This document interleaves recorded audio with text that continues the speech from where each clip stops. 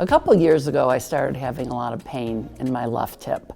And so I went to my doctor and he diagnosed hip dysplasia. The ball and socket joint are out of whack and that was causing pain. And he said, eventually you're gonna need a hip replacement, but physical therapy can help. So with Peggy, we wanted to make sure that we were prolonging the life of her joint as long as possible to avoid that total hip. Getting Peggy's hip stronger and her more confident in that joint and her mechanics, that was our end range plan of care so that we could prolong the surgery.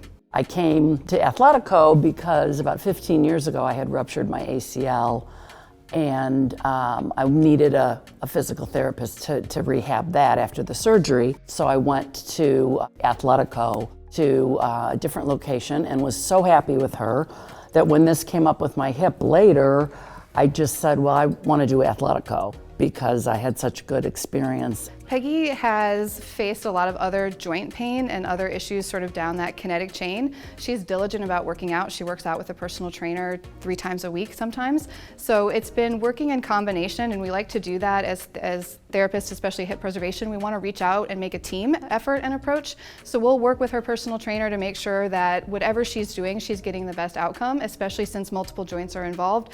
We're looking at those and mechanics, not just the hip, but her whole body to make sure that she achieves the best results. Given that it's a choice usually between surgery and therapy, it's a lot less risky to do physical therapy. And there's a lot more flexibility in the kind of therapy you get than I think some people realize.